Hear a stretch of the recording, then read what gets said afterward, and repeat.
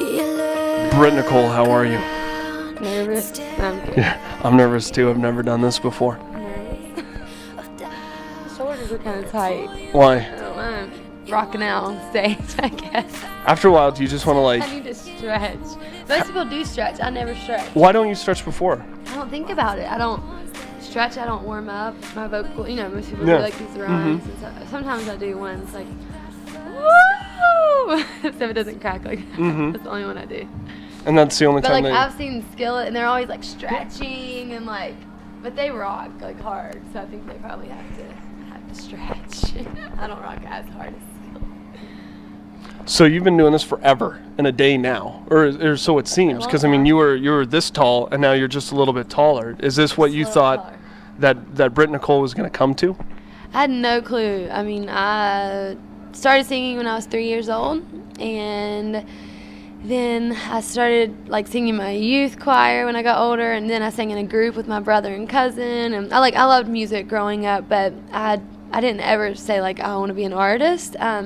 It was just more God calling me when I was 17 years old, just feeling Him speak to me and say, I've got a different plan for your life, basically, than you have for yourself. I was planning on going to college to study music, and then I was going to figure out what I was going to do after that. But He had a different plan, like, you know, He usually does. So I was like, all right. And so I ended up not going to college and started doing music full-time when I was 17.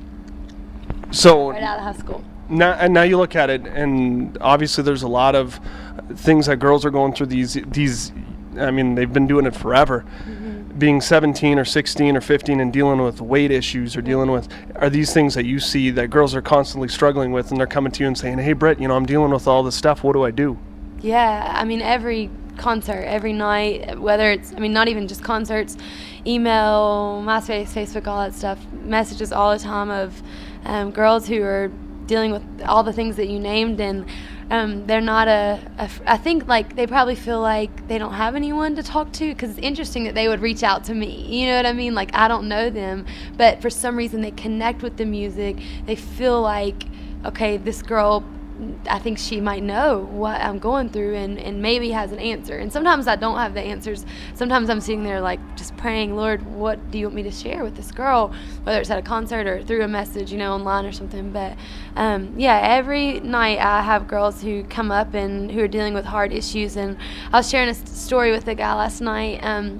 This girl came up to me at a concert recently, and she just said, hey, I just want to tell you thank you for praying for me. You prayed for me about a year ago at a concert. And I was like, cool. You know, sometimes you remember people, sometimes you don't, because you meet a lot of people. And I was like, cool. And as she was talking, I just happened to look down and saw that her arms were just, I mean, completely scarred from cutting, just all the way up from like her wrist to here on both arms. And she said, you prayed for me a year ago, and I'm a year free of cutting. And I mean, that was amazing. You know, that's why I wanted to start crying right there with her. But that's why I do what I do, honestly, when I look out there and see the faces and see that God is using the music to change their lives. It's cool.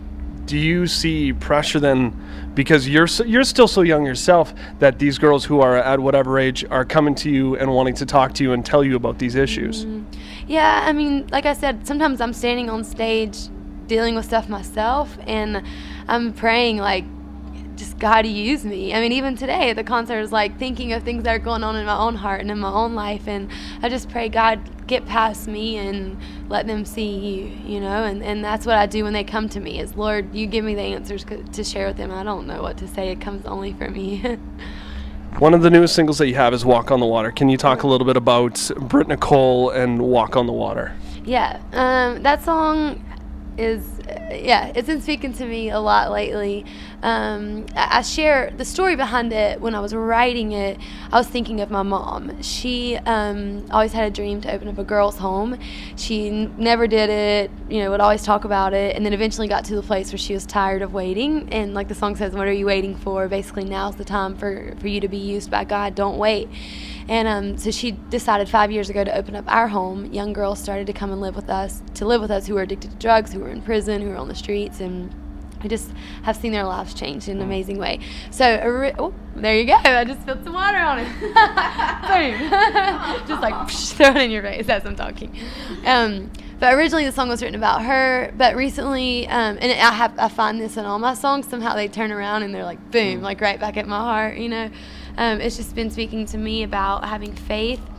And the song says, you know, when you take that first step into the unknown, he won't let you go. And I've never felt like I've really had to take a step into the unknown. I feel like God is giving me at least a little bit of like, okay, I can see what's happening a little bit. But recently I've just felt like the Lord has been saying, jump, like, yeah, you can't see what's going to happen, you don't know, but you have to trust me, and that's super scary, but that's what the song's about, is just taking a leap of faith and trusting God. Are you a Biggest Loser fan? I like the show, yeah. Do you like it? I was just going to say, do you like it now because they play your song on there? Yeah, I mean, I've watched it before, and I think it's a really cool show. It's like Extreme Home Makeover, like one of those shows that just pull at your heart, you know, you just cry every time you watch it. Yeah, I love that show, but especially, I mean, it was super cool to see my song on there, and it seemed like it really fit, like, the theme of the show. Yeah, they told me that it was going to be on there, and it played, like, I think they've used it, like, 3 times. Yeah, it's been really cool. Now, you've been watching? Oh yeah, I'm a big Biggest Loser fan. Cool. I'm thinking, actually, what are your thoughts of this? We're trying to come up with great ideas. Right. Would be, we're going to have the biggest winner. Okay. And we're going to take a bunch of skinny people, and we're going to start feeding them a lot, and we're going to find out who can be the biggest, and then we'll use Britt Nicole. You can, like, be a part of it. Okay. Do I have to, like, do the thing, too? No, you don't have to. You don't have to eat. Tons of food. Oh, wow. Or, so is your next plan then, or you want to be a part of the Extreme Makeover? Because I think Amy Grant was in it and that. So really? if they phone Britt Nicole and say, I want you to be a part of Extreme Home Makeover in your hometown, or look at all the devastation at your house. They can redo yours because of all the things that your mom's done. That'd be cool. Or my mom would love that. Nashville. I mean, Nashville's underwater and all that, so you kind of do something in Nashville. I didn't have any damage from the flood, which is a blessing. So maybe I should How let close someone was it else to you, do though? it. Well, I have a Sonic that's like a street over from my house, and the Sonic was completely underwater, which is crazy to me. I had nowhere to eat, man. No cherry limeades, no grilled cheese, nothing. So last but not least, then what is next for Britt Nicole? Well, I'm touring a lot this year. I just toured with Natalie Grant, which was really fun. My first concert was with her when I was 17, so to be on a tour with her was just kind of cool. And my next tour is with Building 429. I don't know if you guys know them. Yeah, we just hooked up with them about a week ago. You did? Yeah. They're great. And I toured with them in January and February already. So doing another tour with them in Mike's Chair. And then I'm touring with Hawk Nelson after that in the fall, and then I'm gonna work on a new record at the end of the year. Start working on a new record. So that's it right now. Staying busy. Gonna come out with a new single. I was gonna say I went to Africa at the beginning of this year, which is super cool. I'm telling you everything I did, but that was awesome, and I'm excited to see how God can use me like in missions more in the future as well. So. If we want more information, we want to follow Britt Nicole. I mean, Twitter's now a big thing, and Facebook and that. Can we do that? Yes. My Twitter is confusing. We'll write it down at the bottom of the screen here. It's Britt Nicole. Does that make sense? Britt Nicole. No, it's Britt Nicole. It's? No. See, I thought you was ITS no, Britt Nicole. ITS Britt Nicole is what it is. But see, when you say, like, it's Britt Nicole, people are like, what? Right, Britt Nicole. No, it doesn't make sense. I wanted Britt Nicole, but somebody has it already. Why didn't you pay her? Which is a bummer. Pay her. Just follow I'm her like, and be please let me have my name back. And she's like, no. So, no, I don't know. She might. I kind of just saw that someone else had it and just made up a different name. So. See, what? It's Britt Nicole? Because, you know, some people say the Britt Nicole. Like, they'll write, like, the... And that just felt kind of weird. I don't know. For me, I was like, I don't know. And I might have even tried it, and it didn't work. I kept trying different things. Like, Brit Twit was one that I tried, but I didn't really like that. Yeah. That's kind of weird. Anyways.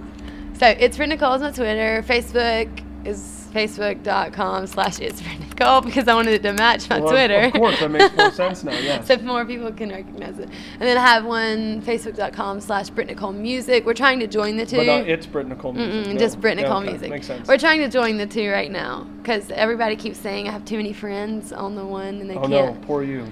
They're like, I want to be your friend, but you have too many. How many followers do you have on Twitter right now?